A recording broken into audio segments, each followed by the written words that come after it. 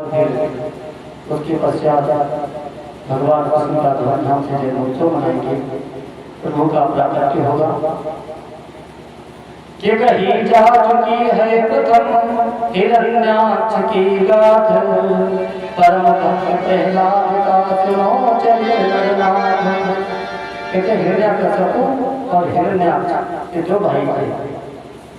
एक भाई का तो वध हो चुका महाराज हिरण्याक्ष का, तो इसका एक भाई बचा जिसका नाम है हिरण्याकश्यप। कहते जब भगवान ने बारात का रूप लेकर के और महाराज हिरण्याक्ष का वध किया, उसी दिन से ये हिरण्याकश्यप को भगवान का कट्टर बैठी में बैठा कहने लगा कि जब तक अपने भाई का बदला नहीं ले लूंगा हम चैन से नहीं बैठेंगे। कि भाई का मरना सुनते ही, कि भाई का मरना सुनते ही भाई का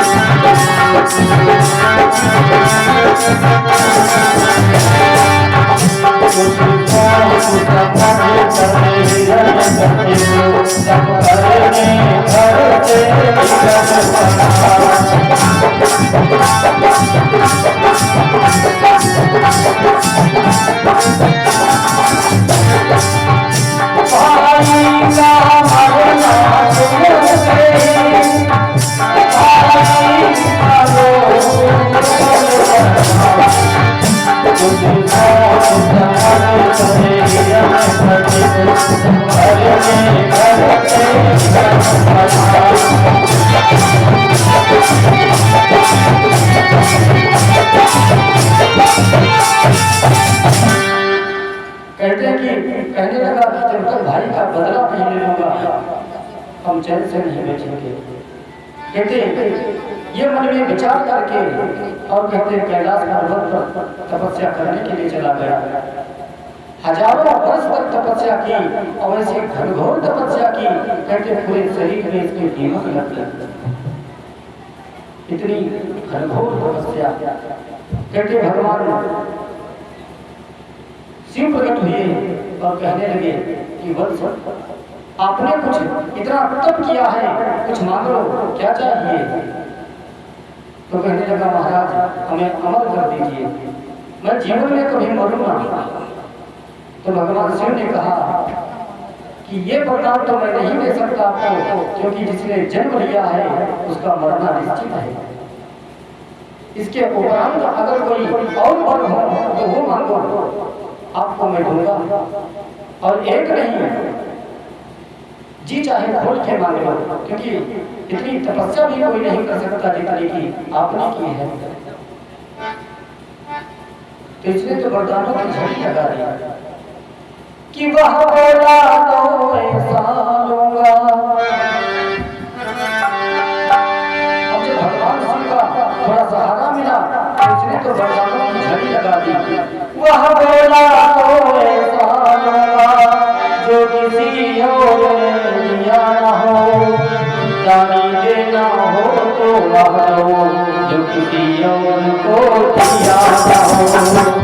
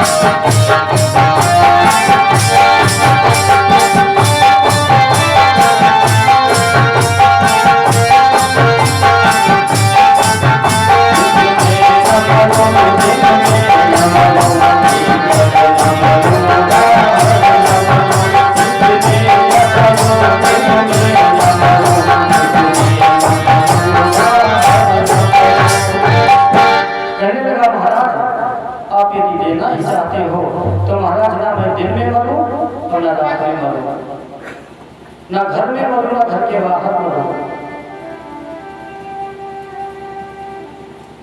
ना आकाश में मरूं और ना महाराज इस पृथ्वी पर मरूं, ना नर से मरूं ना पशु से मरूं। इसने तो वरदानों की झड़ी लगा दी और यहाँ तक बचा खुचा बाद में इसने ये मांग लिया कि महाराज 12 महीने होते हैं, 12 महीने न मरे। तो भगवान शिव ने कहा बस कर भैया, तो कितना मांगेगा? एक प्रकार से तो इसको अमृत का वरदान मिल ही गया। कहते भगवान ने कहा ठीक है जाओ। आशीर्वाद देकर भगवान अंतर्धान हो गए। महादेव गमनित हुए देख लिया वरदान, अब सूर्य के वास्ते चला असुर वरदान। जब भगवान शिव से वरदान पा गया तो कहते इसके मन में इतना अहंकार आया, अब तो मैं अमृत को प्राप्त हो गया हूँ, अमर हो गया, मुझे कोई मार नहीं सकता। सो मन युद्ध करने के लिए निकल पड़ा और आते आते पहला प्रस्ताव पारित किया कि कोई यज्ञ ना करे, ब्राह्मणों को भंडारे ना करे, कोई कथा ना करे, हवन ना करे, करना यदि बहुत अनिवार्य है तो मेरे नाम का करे, क्योंकि वास्तविक परमात्मा तो नहीं हूँ। कि कोने कोने में हुआ उसी समय ऐलान, और करे न कोई आज से वेदी हवन विधान, पर न इंद्र को हो सकी इस बात की समान। पहुंचा राजनिवास में देकर एक जमान। कहते ऋषि मुनि बेचारे सीधे साधे दुबले पतले, अब इसलिए इतने विकराल राक्षस से युद्ध कौन करे? तो बेचारे ऋषि सब शांत बैठ गए।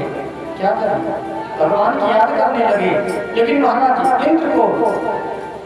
इंद्र से देखा नहीं गया, तो इंद्र ने एक आपातकालीन मीटिंग बुलाई और उसमें एक प्रस्ताव पारित किया कि महाराज हिरण्यकश्यप के साथ में क्या किया जाए, कुछ युक्ति निकालो ताकि इसको परास्त किया जाए।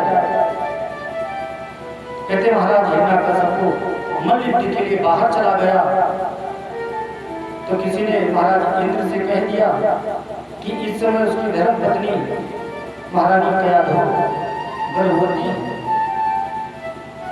तो महाराज पहले हिरण्यकश्यप के उत्तराधिकारी को खत्म करो। मान लो हिरण्यकश्यप आज नहीं तो कल वृद्ध होगा, मरेगा ही, लेकिन महाराज इसके मरने के बाद में भी इसका उत्तराधिकारी कोई होगा, तो पहले इसको मारो। कहते इंद्र ने अवसर पाया, मौका, और उस दिन में घर में महारानी कयाधु अकेली थी, कोई नहीं था। दासियों के साथ महारानी कयाधु अपने घर में निवास करती है। कहते इंद्र ने एक शिला उठाई और सोचने लगे कि जाकर के ये शिला महारानी कयाधु के ऊपर डाल दूं तो न रहेगा बांस और न बजेगी बांसुरी, सारा झंझट ही खत्म। हिरण्यकश्यप रो रो कर बेचारा मर जाएगा। कहते करने ही वाले थे कि इतने में महाराज देवर्षि नारद आ गए और नारद इंद्र को समझाते हुए कहते हैं कि नारद आप तो ये इंद्र आप तो बड़े बुद्धिमान हो, ऊंचे सिंहासन पर बैठ करके बड़े बड़े उपदेश करते हो और ये असहाय अबला को इस तरह मानते हो, और तुम्हें पता है इसके गर्भ से जो बालक होगा वो देवताओं का पक्षधर होगा, देवताओं की सहायता करेगा इससे पिता के युद्ध करने के लिए। सुरपति यह बात नहीं अपनी, ये सुरपति यह बात नहीं अपनी, अपना है और विचार, अपना है और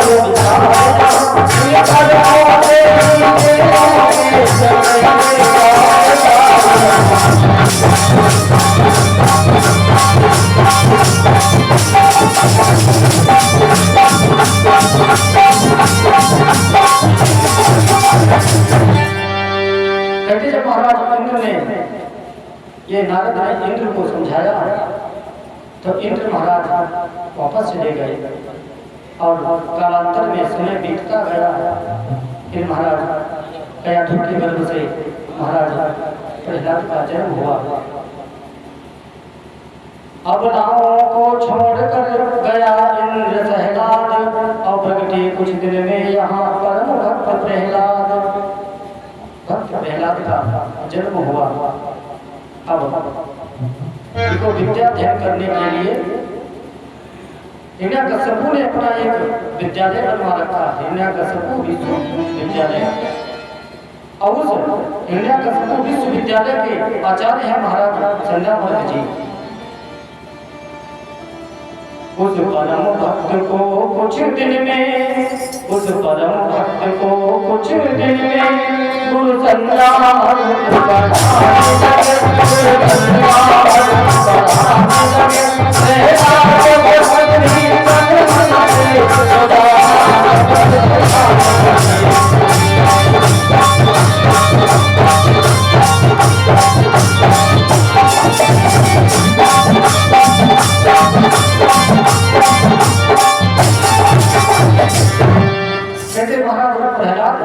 रोज विद्यालय जाते और पढ़ करके जब अपने महल को वापस होते तो महाराज प्रहलाद ने रास्ते में एक दृश्य देखा।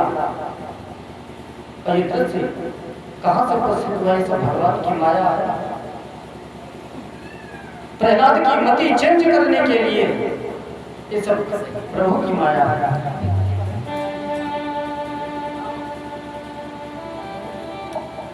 बोलिए गोविंद भगवान की।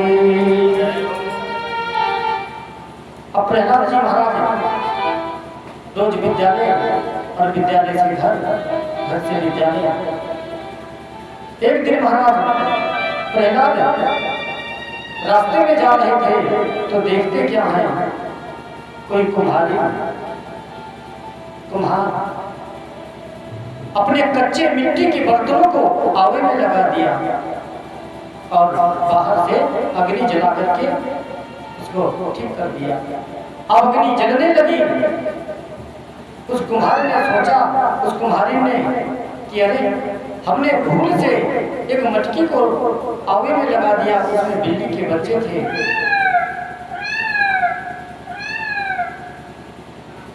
अगर उस मटकी को ना निकाला तो प्रभु वो बच्चे जल करके नष्ट हो जाएगा। मैं क्या करूं? बहुत दुखी है बेचारी, भगवान का स्मरण करके रुदन कर रही है। कहते प्रहलाद भक्त जब उसी रास्ते से निकले और भगवान का नाम ले लेकर के जोर जोर से रोती हुई विलाप कर रही है कि हे प्रभु, मुझसे ये कौन सा अपराध बन गया जो निरपराध बच्चों को मैंने आवे में लगा दिया। प्रभु कुछ ऐसी कृपा करो कि वो बच्चे बच जाएं। कहते प्रहलाद भक्त जब रास्ते से निकले तो उन्होंने पूछा कि माँ आप क्यों रो रही हो और तुम्हें पता है तुम किसका नाम स्मरण कर रही हो? जिनका तुम नाम ले रही हो मेरे पिता के वो पक्के दुश्मन हैं, बैरी हैं। तुम्हें डर नहीं लगता? यदि मेरे पिता ने चुन लिया कि आप भगवान का नाम ले लेकर रो रही हो तो शायद तुम्हें मृत्यु दंड मिले। तो बुढ़िया उस कुम्हारी ने कहा कि बेटा,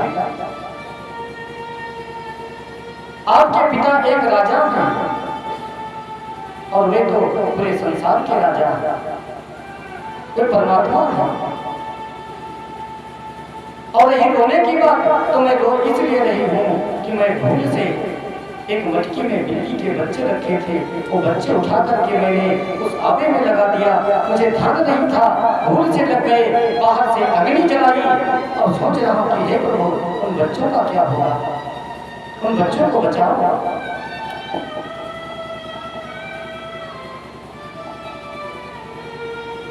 जब ये बात कही तो प्रहलाद जी ने कहा कि माँ, अगर आपके परमात्मा में शक्ति है तो क्या आप मुझे प्रमाण दे सकती हो?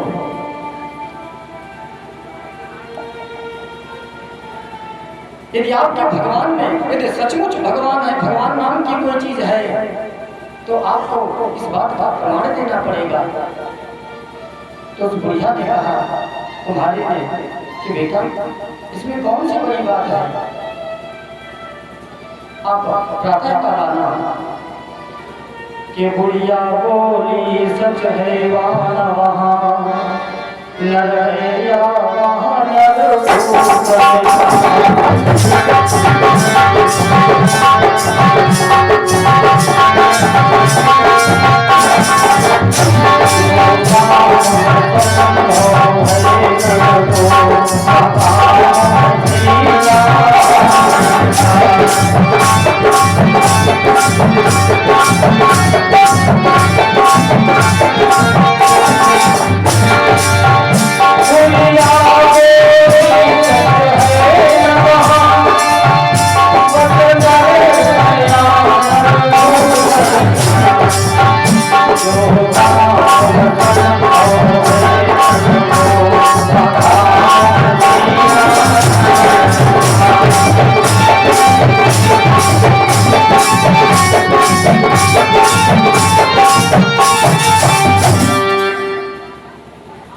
तो उस कुम्हारी ने कहा कि बेटा जो मनुष्य न कर सके वो परमात्मा करके दिखाते हैं।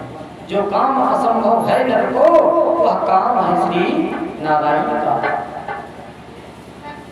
कहते ये भाभी है, इसी को कहते हैं भाभी। ये भगवान ने रचना रची। भाभी दो तरह की होती है। एक भाभी भगवान शिव के वहां भी आई थी। कौन सी भाभी? कि भांति अनेक संग समझावा अभावी बस न ज्ञान आवा। भगवान शिव ने अपनी धर्मपत्नी महारानी सती को बहुत समझाया कि ये परब्रह्म नारायण है, इनकी परीक्षा लेने जाओगे तो आपका हित नहीं अहित होगा। एक भाभी वो थी। तो किसी ने पूछ लिया भगवान शिव से, लोग कहते हैं कि भाभी हम बेट सके त्रिपुरारी, भाभी को भगवान शिव मिटा सकते हैं, तो महाराज आप झूठे कहा। तो भगवान शिव ने अपने मुख से कहा कि हाँ मैं भाभी को मिटा सकता हूँ, मैं भाभी को मिटा सकता हूँ। लेकिन कौन सी भाभी को मिटा सकता हूँ, कौन से संकट को मिटा सकता हूँ? जो आकस्मिक अगर किसी व्यक्ति पर संकट आया और वो मेरे दरवाजे पर आया तो मैं उसका संकट अवश्य मिटाऊंगा, लेकिन एक संकट में नहीं मिटा सकता। बोले कौन? बोले हरि इच्छा भाभी बलवाना। जो भगवान की इच्छा होगी, भगवान नारायण की इच्छा होगी, उस भाभी को मैं नहीं मिटा सकता।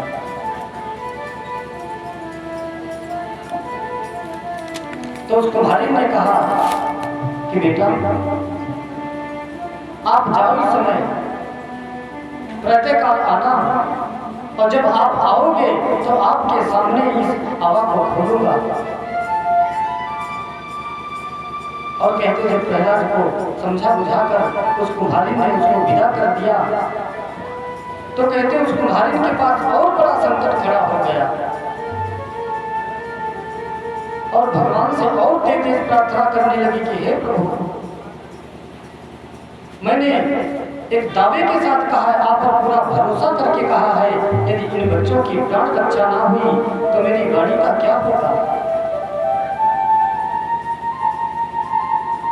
कहते वो बुढ़िया बहुत विलाप करके रो रही है। बोले गोविंद भगवान की रात काल ही कुछ जगह पहुँचे राजकुमार, हवा खोलने लग गया रोता हुआ कुम्हार। जब प्रातः काल हुआ तो महाराज प्रहलाद को रात भर नींद नहीं आई कि सुबह देखते हैं कि मेरे पिता जो अपने आप को भगवान बोलते हैं ये सही है कि जो बुढ़िया के लिए वो सही है। अब देखो प्रहलाद की मति चेंज करने के लिए भगवान ने कैसी लीला रची। प्रहलाद गए और प्रहलाद के सामने उस कुम्हारी ने हवा को खोला और खोल करके जब सारी मटकियों को बाहर किया और जिस मटकी में बच्चे रखे थे, कहते उस मटकी में अग्नि की आंच तक नहीं लगी। बच्चे सकुशल उसमें से निकल आए। के घट उठते ही फूटते ही घट पलट गया, झट घटित हुए फुलवारी के, घट घटवासी की माया से जीते थे राज मचारी।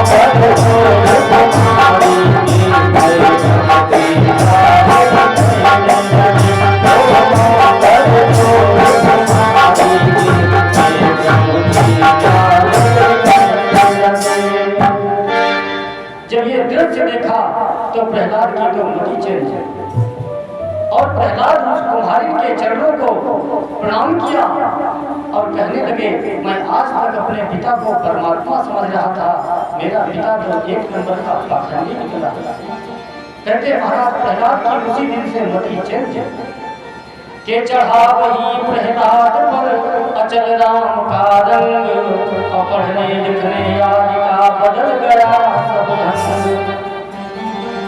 उसी दिन से सब पढ़ाई लिखाई बंद। अब पढ़ाई लिखाई महाराज प्रहलाद कौन सा करते हैं। एक दिन चंद्रमौली जी महाराज कहीं घूमने के लिए गए और महाराज प्रहलाद को, क्योंकि प्रहलाद पढ़ने में बहुत तेज थे, बहुत योग्य थे प्रहलाद पढ़ने में, तो आपने देखा होगा कि जब स्कूल में पढ़ाई होती है तो जो पढ़ने में ज्यादा तेज बच्चा होता है, माइंडेड होता है, तो गुरु जी इसको मॉनिटर बनाते हैं।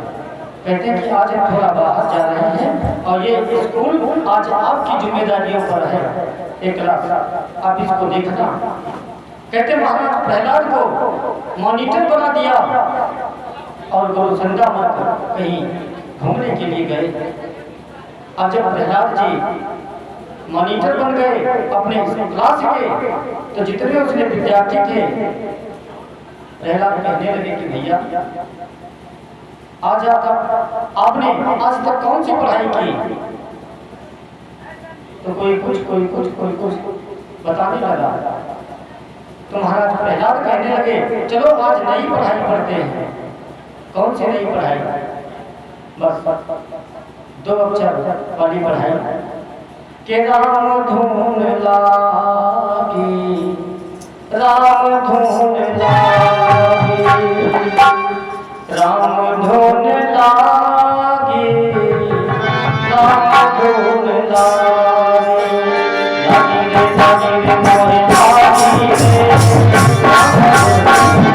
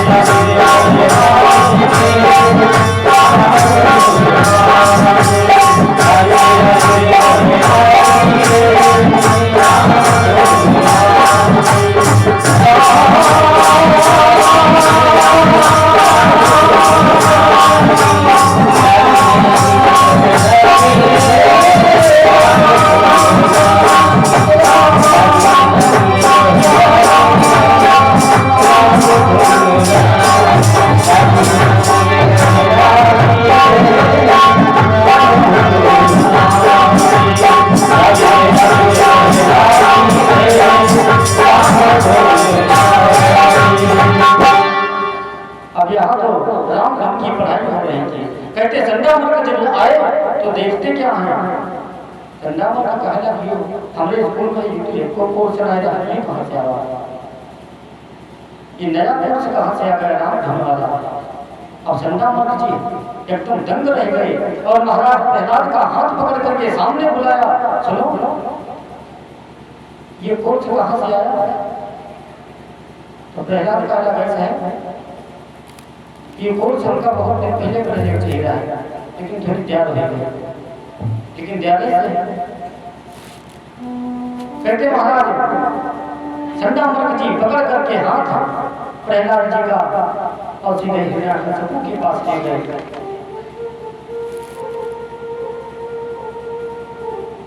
तो हिरण्यकशिपु ने अपने पुत्र महाराज प्रहलाद को अपनी गोद में बिठा लिया और कहने लगे कि बेटा एक चीज ये बताओ, कोई बढ़िया चीज बताओ, अब तक आपने विद्यालय में क्या सीखा?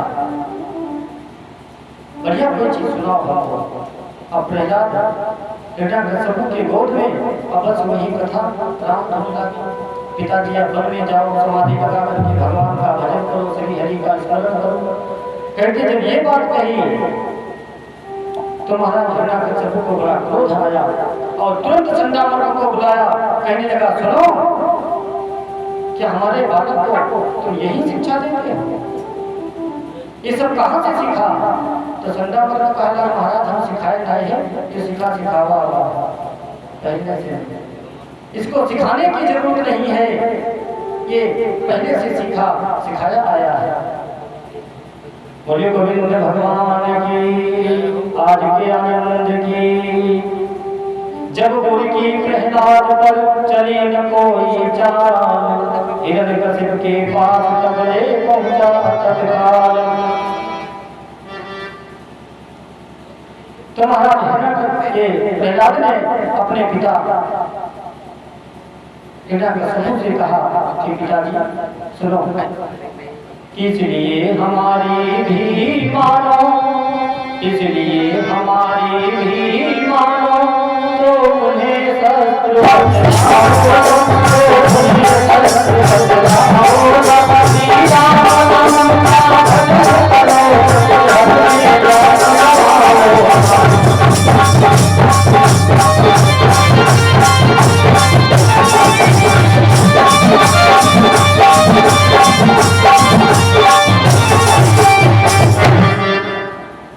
जब अपने पिता के गोद में बैठ करके ज्ञानोपदेश करने लगे महाराज प्रहलाद, तो कहते हिरण्यकशिपु को इतना क्रोध आया कि अपने पुत्र को उठा करके जमीन पर डाल दिया और अपनी धर्मपत्नी महारानी कयाधु से कहा कि देवी, हिरण्यकशिपु ने क्रोध में पकड़ लिया फिर हाथ और कहा कयाधु राम से भाव के साथ, सुनो ये मेरा आदेश है कि मेरी ही गोद में बैठ करके मुझे वन में जाने का उपदेश कर रहा है। तो सुनो ये मेरा आदेश है कि तुम अगर मेरी धर्म पत्नी हो तो मेरी आज्ञा का पालन होना चाहिए, कि तुम माँ हो अगर कुशल चाहो, कि तुम माँ हो अगर कुशल चाहो, तो इसको वही अचल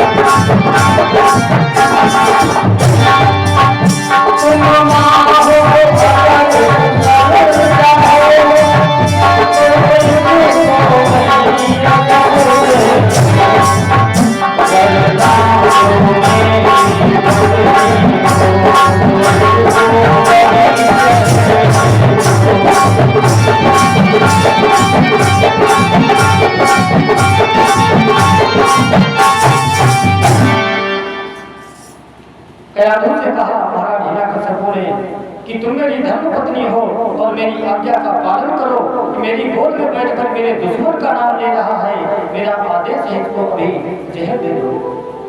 मैं ऐसे पुत्र को देखना नहीं चाहता जो मेरे दुश्मन का नाम ले। कहते कयाधु महाराज हिरण्यकश्यप को डांटने लगी और कहने लगी कि आपको बात बात में क्रोध आता है, अरे अभी बहुत बालक है, इसको उचित अनुचित का ज्ञान ही नहीं है। कहते हिरण्यकश्यप वहां से चला गया और प्रहलाद को समझाते हुए कहती है कि बेटा, तुम्हारे पिता जो कहते हैं ठीक कहते हैं, वो यहाँ के सम्राट हैं, परमात्मा के समान हैं, आप उनकी बात क्यों नहीं मानते हो? तो महाराज प्रहलाद ने कहा कि मां, परमात्मा हम मनुष्य हैं और वे परमात्मा हैं, हम पतित हैं, वे पावन हैं, हमारी और उनकी तुलना एक साथ कैसे हो सकती है? जैसे कि सूर्य की ज्योत से सीता भी, जैसे सूर्य निकलता है और आप 1000 धड़ों में जल भर करके रख दो तो 1000 धड़ों में सूर्य दिखाई देगा, लेकिन क्या सूर्य 10 है? जब सूर्य 10 नहीं है तो हम और तुम 10 कैसे हो सकते हैं? परमात्मा एक ही है।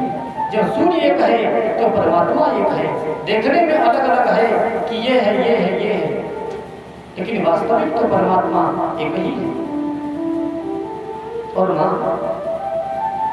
अभी आपने सुना था पिताजी ने क्या कहा आपसे कि तुम मां हो, अगर असर चाहो तो इसको वही असर दे दो, वरना जो मेरी पत्नी हो तो इसको वही जहर दे दो।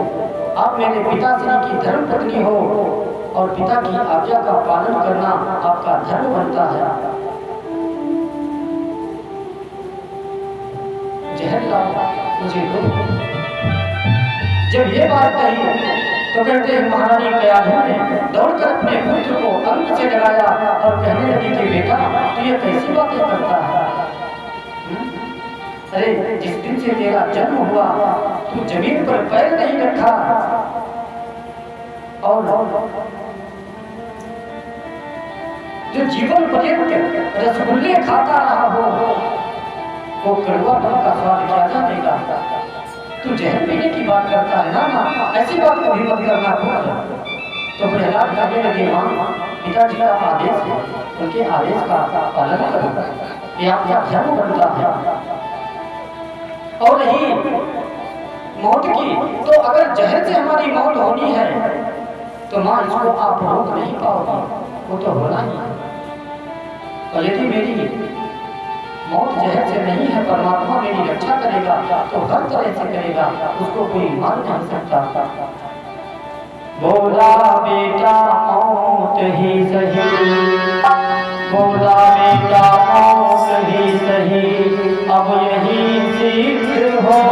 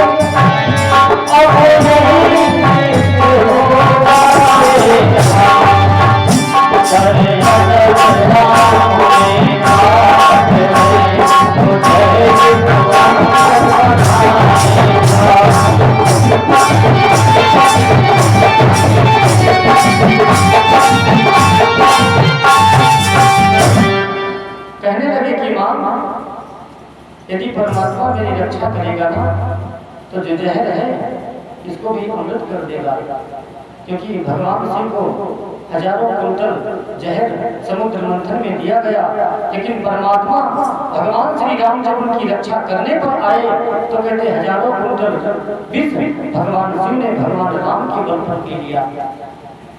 आज देखा जाए किसमें कितनी ताकत है।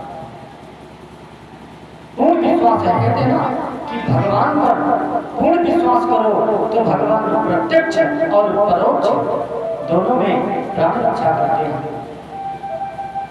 बोलिए गोविंद भगवान की। कहते एक नौकर जहर का प्याला लेकर के आया और महाराज प्रहलाद को जब हाथ में दिया तो कहते उस प्याले में भगवान चतुर्भुज रूप बना करके महाराज प्रहलाद को दर्शन दे रहे हैं। बेटा घबराना नहीं, हम तेरे साथ हैं। कि यो कहकर प्याला हाथ लिया, यो कहकर प्याला हाथ लिया, कर लिया कान हंसते हंसते, पर वैसे झलक दिखाने लगे करुणा निधान हंसते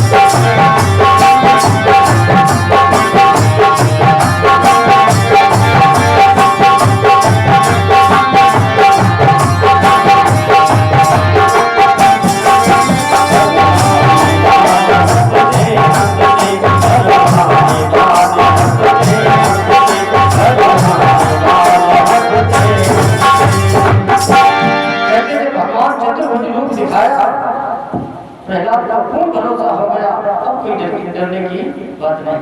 और महाराज प्रहलाद ने उस विष के प्याले को लिया और भगवान का नाम स्मरण करते हुए, तो जब महाराज प्रहलाद ने इसका प्याला हाथ में लिया तो कहते भगवान नारायण ने भगवान शिव को आदेश किया कि जाओ, इस समय हमारे भक्त की परीक्षा की घड़ी है। वो जहर पीने जा रहा है। और बाबा आपको जहर पीने का बड़ा अभ्यास है, क्योंकि वो छोटा बालक है, जीवन पर्यंत जमीन पर पैर नहीं रखा, राशि ठाठ में पड़ा, जहर तो पी नहीं सकता महाराज, तो ये काम आप ही करो। कहते भगवान शिव ने सूक्ष्म रूप बना करके और महाराज प्रहलाद के कंठ में स्थापित हो गए। जितना जहर था भगवान शिव ने अपने कंठ में स्थापित कर लिया। बोले गोविंद भगवान की। राजा ने देखा जहाँ यह प्रहलाद की चाल, अबोला बेशक जहर में है रानी की चाल। जब प्रहलाद ने उस जहर को पी लिया और प्रहलाद का जब कुछ भी असर नहीं हुआ तो हिरण्यकशिपु ने अपने मन में सोचा कि लगता है महारानी कयाधु ने जहर के बाने उसको पानी पिला दिया।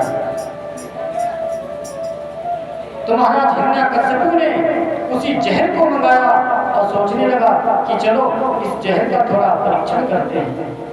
कहते अपने नौकर पर परीक्षण किया, उस जहर को नौकर को दिया गया। कहते नौकर एक ही घूंट अंदर गया तो उसका राम नाम सत्य हो गया। बोले गोविंद भगवान की, कृष्ण कन्हैया लाल की, आज के आनंद की, गुरुदेव भगवान की। कहते जब भगवान के प्रहलाद पर जब कोई असर नहीं हुआ तब हिरण्यकशिपु बिल्कुल दग्ध रह गया। अरे ये कैसा बात, इतना कालकूट जहर मैंने अपने पुत्र को दिया और उसमें कुछ भी असर नहीं हुआ। आइए सूरदास जी महाराज अपनी भाषा में कहते हैं, थोड़ा सभी लोग जितने भक्त यहाँ उपस्थित हो, माता रानी की कृपा से सब लोग मेरे साथ में गाएंगे कि मारने वाला है भगवान, बचाने वाला है भगवान, मारने वाला है भगवान, बचाने वाला है भगवान, मारने वाला है भगवान, बचाने वाला है भगवान, मारने वाला है भगवान, बचाने वाला है भगवान।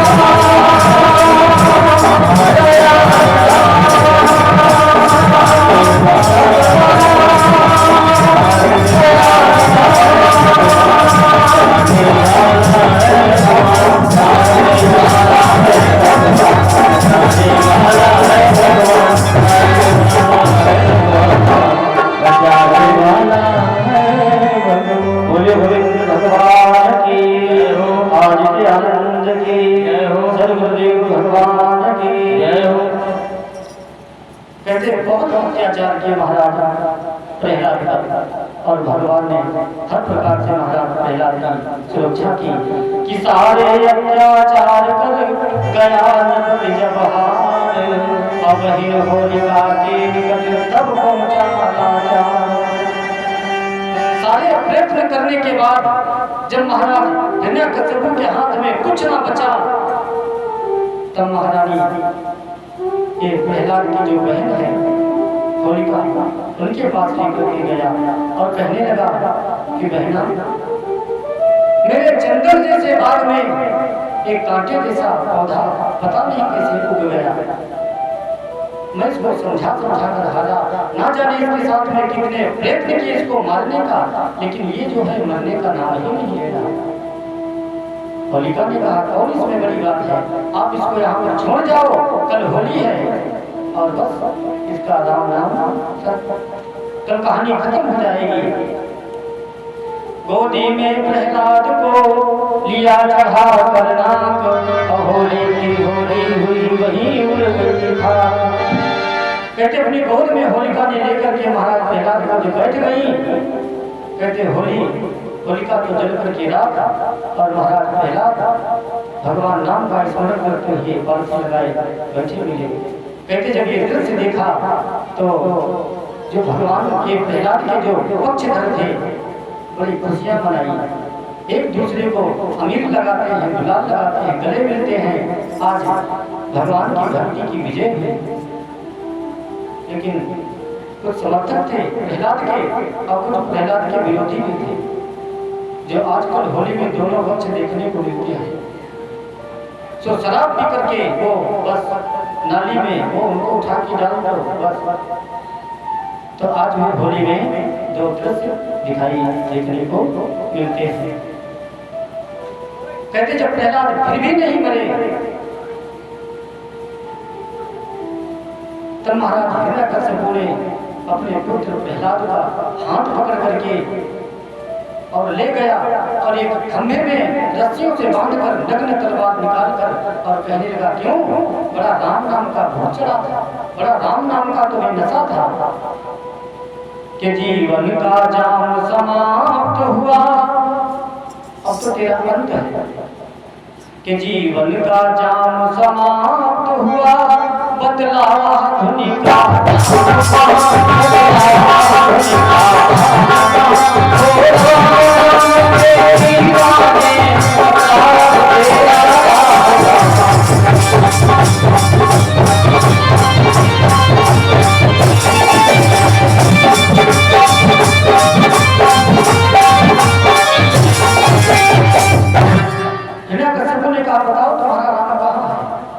बहुत राम नाम का नशा चढ़ा था। तो प्रहलाद ने उसी सहजता में कह दिया कि पिताजी, जिन रस्सियों से आपने मुझे बांध रखा है उसमें भी मेरा परमात्मा विद्यमान है, और जिस खंभे में बांध रखा है उस खंभे में मेरा परमात्मा विद्यमान है। वेदेसी व्यापक सकलम जगत विष्णु, वो तो हर जगह है।